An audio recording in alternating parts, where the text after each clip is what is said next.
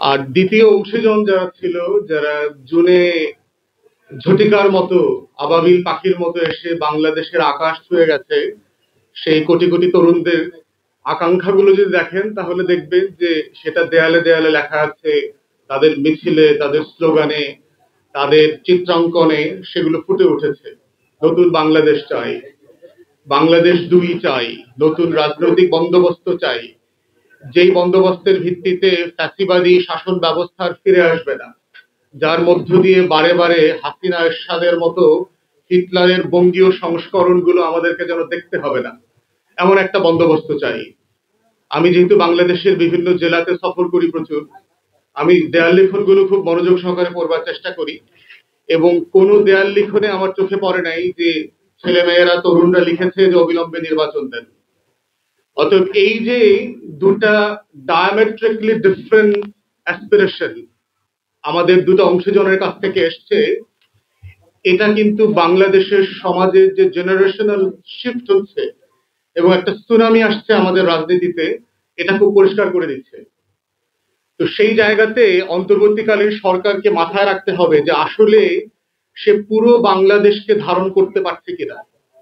সে কি powerful landlord গ্রান্টদেরকে, ladies and জেন্টলম্যানদেরকে বেশি prefer করছে, না তারা আগামী দিনের পাওয়ারফুল কোয়ার্টারকেও তারা কেয়ার করছে, তারা কনসিডারেশনে নিচ্ছেন।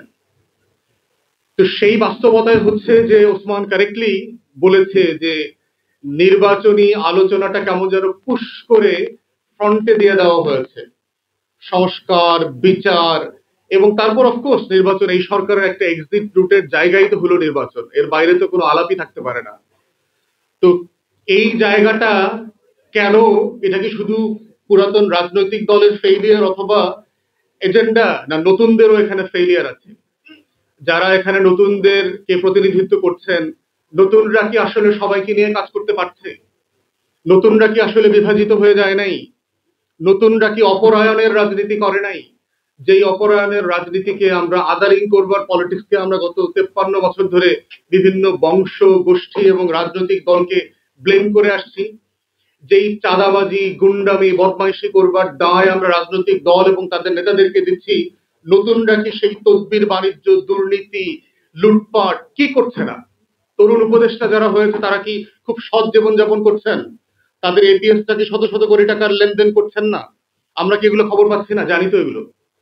অতএব প্রশ্ন হচ্ছে যে যারা নতুন বন্দোবস্ত চেয়েছিলেন তারাই তো আসলে পুরাতন বন্দোবস্ত ইতিমধ্যে হারিয়ে গেছেন।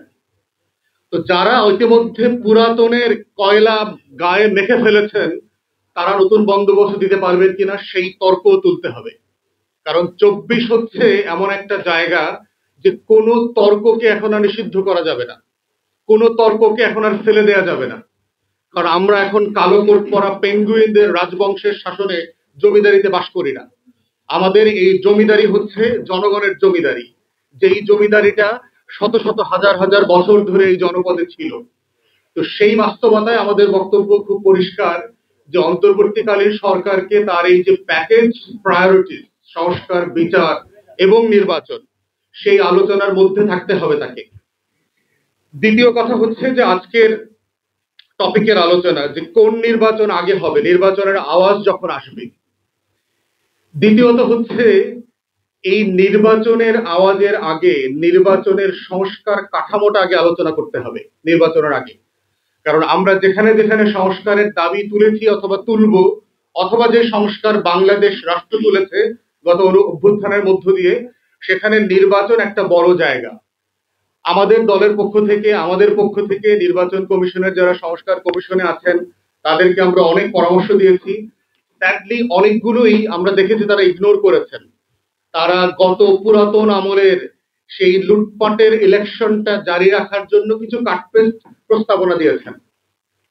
দেখেন, বেশ কিছু আমার আগের বক্তারা বলেছেন যে বাংলাদেশের নির্বাচনের যে লুটপাটটা হয় সেখানে দুইটা জায়গাতে মেইনলি নির্বাচনকে ঘিরে ঝামেলাটা হয়। একটা হচ্ছে আপনার প্রার্থিতা বাছাই, আপনি দল কিভাবে কাকে প্রার্থী হিসেবে নমিনেশন দিচ্ছে, এইটা মোটা দাগে একটা বড় জায়গা যেখানে দুর্নীতি, লুটপাট এবং হিউজ হাজার হাজার কোটি টাকার বাণিজ্য হয়। দ্বিতীয় জায়গা হচ্ছে ইলেকশন ক্যাম্পেইন, যে ক্যাম্পেইনটা আসলে কিভাবে অপারেট করা হয়।